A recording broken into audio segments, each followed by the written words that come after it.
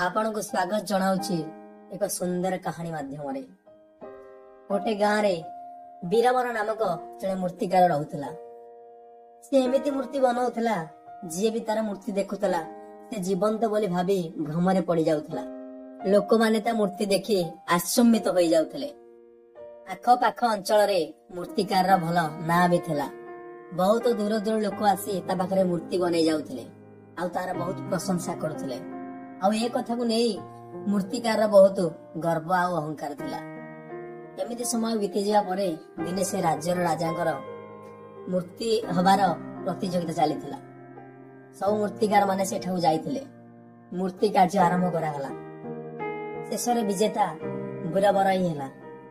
राजा ताकू बहुत स्वर्ण अलंकार देवा सह श्रेष्ठ मूर्तिकार भावे उपाधि मध्य देइथिले। राजा गोटे उपाधि पाया परे बीरबर मने मने बहुत गर्व और अहंकार करबाक लागुथिला।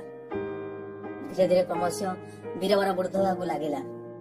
तार परिणत बयस पाखे आसिला एवं मृत्यु बेल निकट रे आसी पहुंचिला। किंतु मूर्तिकार मरिबाकू चाहू नथिला।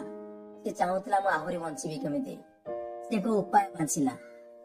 ता परिका आहुरी एमिति 10टी मूर्ति तैयारी करदेला।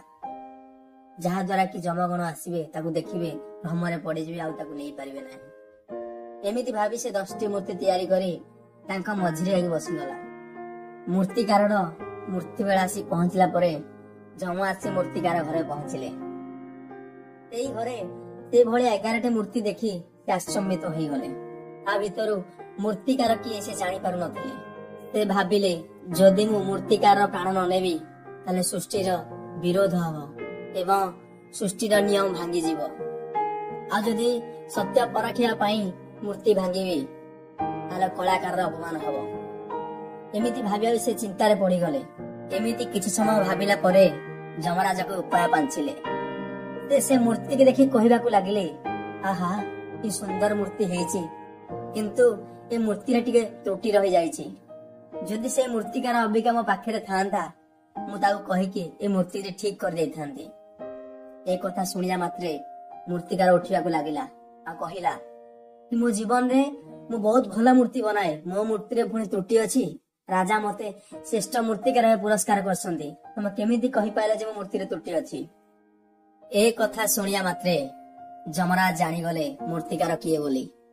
आ कहिबाकू लागिले कि त्रुटि तुम मूर्ति भितरे नथिला, त्रुटि थिला तुम भितरे।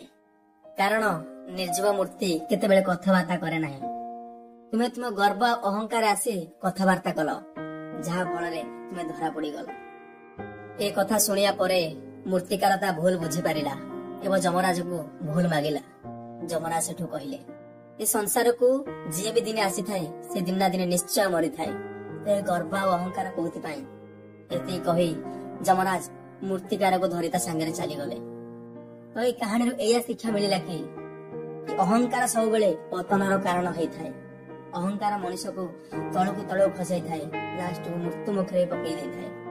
तो बंधुगण जदि ये कहानी आपन को पसंद लागे छै तले वीडियो टिके लाइक कर दे, चैनल टिके सब्सक्राइब कर दियंतु।